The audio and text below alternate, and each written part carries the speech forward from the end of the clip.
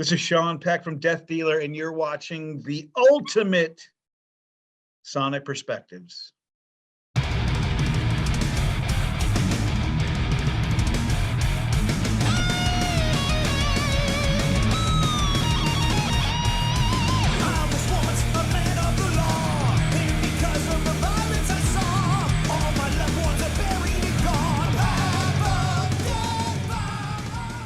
All right. Hello, everybody. Again, this is Jonathan with Sonic Perspectives, and I am here with the one and only Sean Peck of The one and only. Yeah, the one who has been the face of Cage since, I believe, 1992. And before that, I believe you had another band called Nomad going back to the old days, right? I was just talking about that and before that was a band called Tax Evasion. Okay. I had to change the name of that because when I filed my Schedule C and it said tax evasion on the returns, my accountant's like, yeah, can we put something else on your tax returns? This is not looking good. Yeah, it's interesting you bring that up because when Chuck Norris was hearing about all these facts about him, all the stuff he could do, when one of them said Chuck Norris has never had to pay taxes, he says, that one is not true. All the other ones were true except that one. Right on. Yeah. So anyway, we got a new EP out under I don't know, is Death Dealer considered your primary band, or is it kind of on equal par with Cage, or what's the deal there? You know how it is. They're all primary bands. I mean, it's that not. I don't. Cage. Everyone is here in San Diego with me, so we are able to get in the room and be together quite frequently. And Cage is the backing band for the Three Tremors also.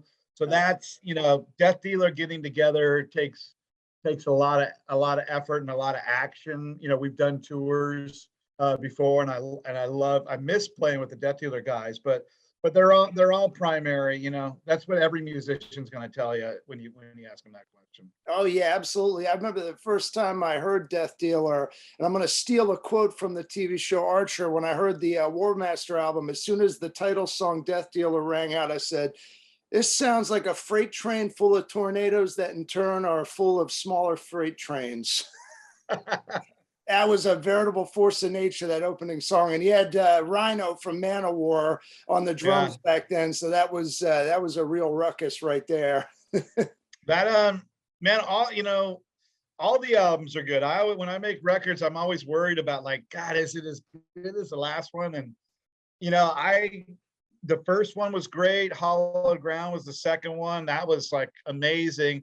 And the third one, like, I didn't think was going to be quite as good, but the press loved the third album, probably better than I did. I'm like, all right, well, I guess you can never tell. So, and then we have the EP is freaking, every song on that is fantastic, and we have a fourth and fifth album that are already done. I mean, there's Death Dealer as far as the eye can see. People are going to be so sick of Death Dealer, they're going to just go, oh my God, another record, make it stop.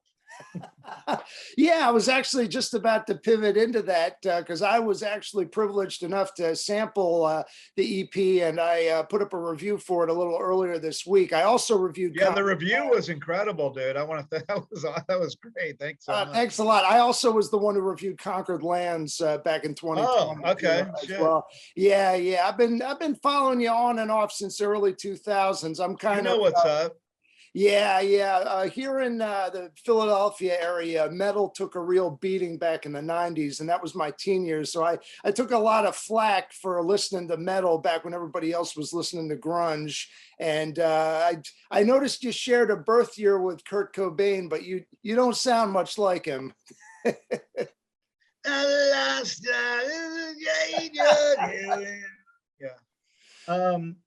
What's weird is all those grunge guys are dead. I mean, every freaking the one guy, who's the guy that just died? I think it was Chris Cornell from Soundgarden. He was one of the few that I was sort of kind of into. He had some actual vocal chops, actually. Oh, for sure. Yeah. My buddy was his guitar tech that night that he died. The guy, Vince, who plays Body Count. Oh, geez. I knew that like right when it went down, man. I was getting the phone calls, like, that was a weird scene, but I don't want to go on a Chris Cornell tangent. Oh yeah, no, that's the past now. Metal is the future, man. That's right. Yeah, so you mentioned you got 2 albums pretty much all ready to go, and I'm assuming they're going to be incrementally released afterwards. So I take it you had some time on your hands once everything kind of got locked down, which I think coincided with when Conquered Lands saw the light of day. So how was the process like recording all that music during all that downtime? It was it's like I went and stayed at my mother's house for like 2 weeks, just for everything was shut down, just to go hang out with her. And like literally every night, you know, I was screaming into the microphone at her house every night. She's like, "Oh, it doesn't bother me." She's in there trying to sleep, and I'm at 11 at night, just going, like, you know, 20 feet away from her bedroom door. She's like, "It's fine." And so I got so much work done between me and Stu. We slammed together the 4th album, and then, you know, Stu and Ross, or Stu especially, is a super prolific writer. I mean, he's just sending me pieces and riffs all the time. And so, and I just kept being inspired and kept recording stuff. And so 4th album completely done. I think the 4th album is the best one we've ever done. The 4th album, Stu does too.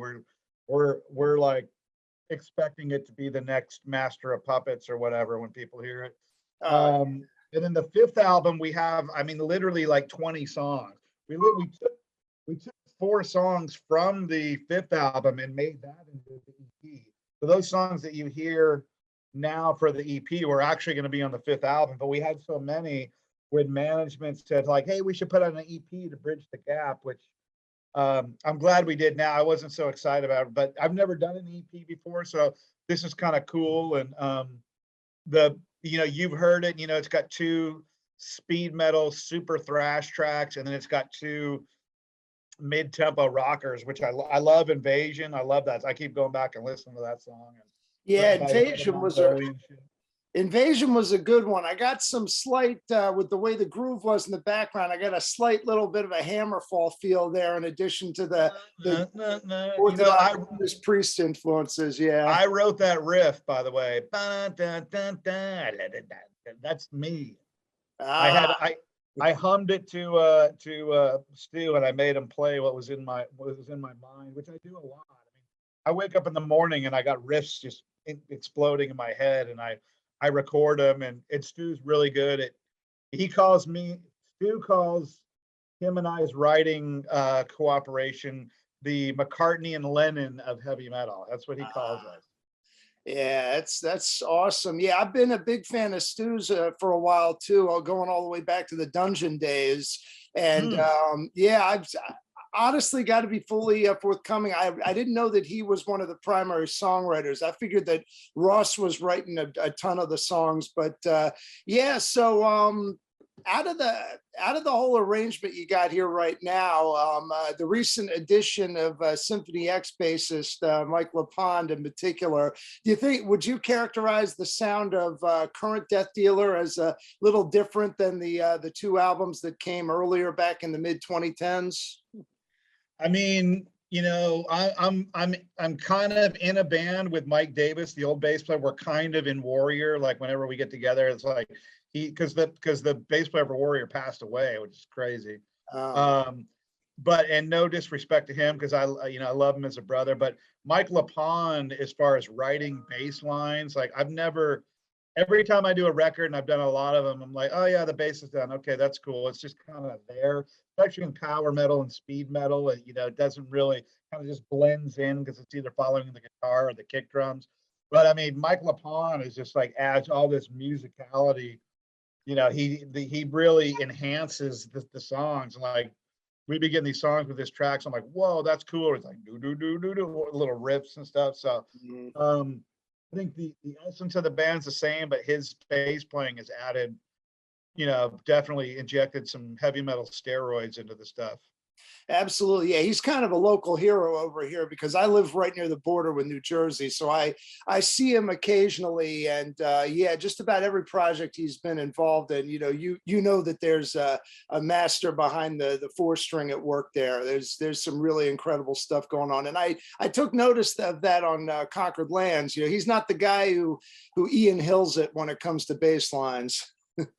No, I mean, like I said, like some of those, like, oh, Mike did the bass, check it out. I'd be like, I'm not gonna listen to this for the bass, and then all of a sudden it's just like, this is the first time I've ever heard a record where the bass is awesome. So yeah, I haven't been on stage with him yet, but Ross says he's an animal. Ross stole our drummer for his Ross the Boss band, and so we stole his bass player. It only seemed fair. It only seemed like the fair thing to do. Oh yeah, absolutely. And then on that note, drummer, I hope I'm pronouncing his name right, Steve Bolognese. How do you say his last name? We just call him Bowley. That's our Bowley. that's our nickname for him. Yeah. I'm also something of an Into Eternity fan, particularly the Incurable Tragedy. So when I noticed that he had replaced Rhino back in the day, I was pretty ecstatic because I figured this is probably the only guy that could match Rhino in terms of sheer intensity behind the kit. Well, I mean, my other drummer, Sean Elge, who's now in KK's Priest, he can match. He's one of the other ones that can match the intensity. But yeah, Steve is, there's a local promoter here, and I was like, man, who can I get for Death Deal? And he's like, man, the funnest guy of all the musicians I know is Steve Bolognese. I don't know how the fuck his name either. But and so I hit him up, and then I met this dude, and like me and him are freaking, and the problem is now all he wants to do is ski. I got him into skiing, I snowboard all the time, and we go all the time, and that's all the fuck he wants to do. He's like, I don't even give a shit about drumming. He just wants to ski all the time. But the problem with him is like everything is so easy for him that it's like, he always looks like he doesn't try, and I'm like, dude, we're making a music video. You got to look like you're going crazy. Like you can't. We nickname him the Charlie Watts of drumming because he's he just is so mellow while he's going, and but he on the road he's fun as shit. I mean, we had me and him have tons of laughs and great lifetime experiences together that are just so cool. So it was a great, everybody loves him. He's super fun to hang out with, and there's just crazy antics going on the road with him all the time. Yeah, absolutely. So we're going to kind of springboard back a little bit to kind of the early days of Death Dealer, and I just wanted to ask this also. Back in the day when you first hit the heavy, when Cage kind of first started in the early '90s, basically the pastures weren't terribly green in this part of the world. So was there a significant time period where you were doing a lot of touring in, say, like Europe or Japan or whatnot in order to keep the career going, or were you just kind of playing it low key in the underground? What was going on during that period? Well, when we started Cage, it was right when the grunge era was in its exploding. No one wanted to wear leather jackets. We wanted to be like Fight. Halford came back. It was still leather and studs to a certain extent, kind of. But it was still the metal. But we were still dressing like a metal band and singing we wanted a little bit of a heavier edge. Kind of why I came up with the name, the one syllable name Cage. Along with they had Fight. So I was in that influenced by that band heavily, and there was a power vacuum because everybody fled like rats in the metal, and we were one of the only metal bands there, so we got to open for everybody that was still coming through. I mean, I remember our first like major opener was opening for Great White, and there was still like 700 people back then as the 80s were tapering off.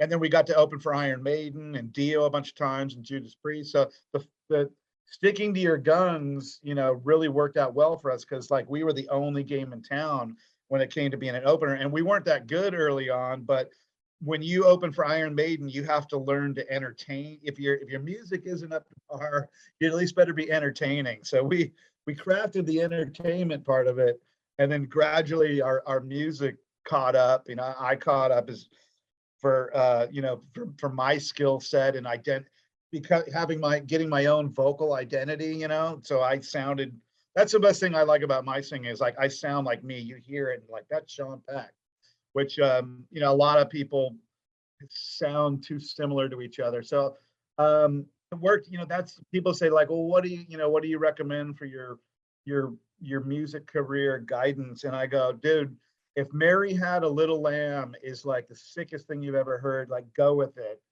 and just make yourself happy musically.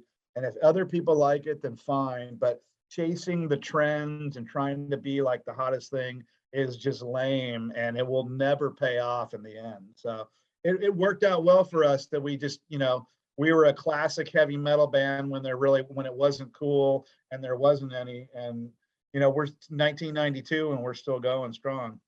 Absolutely. Yeah. The main reason why I asked was because during that era, almost anything that I was able to get my hands on that wasn't either Metallica, and again, Metallica kind of fell off for me a little bit when they did the whole Load era thing. It was a little too slow and mellow for my liking, but a lot of people were into it at the time. But all of my favorite stuff was coming out of Europe. You had bands, some of the bands actually had sounds that were fairly close to the you know, the kick-ass Painkiller sound that I think Death Dealer and Cage have take a little influence from, like Primal Fear. Awesome band. And then Paragon, Iron Savior, all these German and Northern European bands were just tearing it apart in the mid to late 90s, but there was no media coverage for it. So I was kind of a pariah because I had all these albums that nobody had ever heard of. And of course, it wasn't until the internet that I found out that Cage was actually a thing, because I'm like over 3,000 miles away from you guys. But once I heard it, I was definitely hooked. That was you know, this is a quick Cage story. Like, we made this record in 97 or something. We had a record and it was okay. And we got with a real producer in a real studio and made our first record, Unveiled. And it just, like, word of mouth went crazy in Europe. I mean, we were getting envelopes full of cash, like, send us another 100 CDs. It was insane. And because it was so old school screaming heavy metal, and you know, we won the Rock Hard Best New Band of the Year contest, 700 bands. We are number one. We went over and played the Dynamo with Metallica and Manowar and like every band you could think of back then, and all off this old school heavy metal record. And it, you know, we got our first record deal, and it just exploded. And that was all literally guys like you that were closet metalheads, you know, getting a hit of crack for the first time in a long time. And then the second album was like light years beyond the first album, because we had a really good drummer on the second album. So people were just like, this sounds like 5 albums from now. So, and then the third album, Darker Than Black, was like album of the year all over the place. And then the fourth album, Hell Destroyer, was even better. So like, we had a meteoric rise. Our problem is we didn't tour enough out there.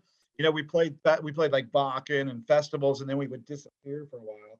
I think if we would have just hammered it back in the day and toured the shit out of us, we'd probably be, you know, way bigger now. But, you know, as a musician, you got to sacrifice, you know, like, hey man, you can throw it all into a music career, or you can be smart and have a real career and still do music. So that's what, you know, me and most of the guys in the band are kind of like semi-retired now, because we kept working, and then we still get to do our heavy, even though we're not huge rock stars, we still get to make records and have a good fan base and enjoy all the same things that all the music lifers did. Most people go for it until they're like 38 and then realize they're not going to make it, and then try and start a career then and realize being broke sucks. Absolutely. Yeah. The ones that have longevity tend to be the ones with day jobs. And I actually, a couple of weeks ago, I interviewed Gary from Tankard, and he gave me the same story. They barely played in America at all, and it's because they all have jobs. So they put out like a dozen albums, but you know, I love Tankard. Yeah, awesome band. So logistically touring in Europe is difficult. I mean, speaking as somebody who's made that flight from Newark, New Jersey, out all the way. That's easy. Yeah, but from there to Bucharest, which is like a 12-hour. We gotta go from San Diego, man. To go from New York is a piece of cake. Yeah. Yeah, but 12 hours on a plane, no matter which direction you're going, is a pain in the butt. And you got to do that like multiple times over a period of 3 to 6 months. That's got to take it out of you. I don't know how Maiden does it, but every year, every couple of years, they cover the whole globe. It's definitely, no matter how much sleep you get, you're just like always tired on tour. And then having to sing every night like I do is like freaking, and because we're cramming in 5, 6 in a row, because off days are just dead money, and to be able to sing this stuff every night, I mean, it's like sleep is a crucial element of having vocal recovery. Yeah, I gotcha. Yeah, that whole myth of that was in that documentary that got Wasp in trouble. Was it The Decline of Western Civilization Part 2? The whole thing about inhaling bottles of vodka and getting 2 hours of sleep a night while on tour. That was definitely a myth. If you're a guitar player or a drummer or a bass player, yeah, no problem. Try singing like this every night. Yeah, I hear you. So getting back to what's going on right now, so we got 2 full-length albums to look forward to. Are there any teasers or any hints you can drop about it? Like maybe not necessarily what the track layout's going to be, but like potential release dates and new territory that may or may not be explored? We have the cover artwork is done. Dusan Markovic did it. It looks killer. It's giant freaking. I mean, I can describe it. It's a giant freaking mech robot. Piloted by some chick, and there's a bunch of hot chicks on the front shooting machine guns everywhere. Nice. So it's got chicks, boobs, firepower, monsters, and robots. So it's got everything a heavy metal person could ever want. There's another superhero song on it, which is probably going to be the opening track on the record. It's really good. I am the quintessential superhero songwriter on earth. No one has done more badass superhero songs than I have, just let the record show. And there's a song about the Bermuda Triangle. It's killer, man. I love just about every song. I mean, I would give them all 9s and 10s. There's one song that's kind of a slower mid-tempo one that's still really good. I'd give an 8. But I'm really excited about it when it comes out. I don't know. We're probably going to be doing 2023 on it, probably early 2023. But I need to order the vinyls now because that's how long it takes to get those ready. So we're putting all that together.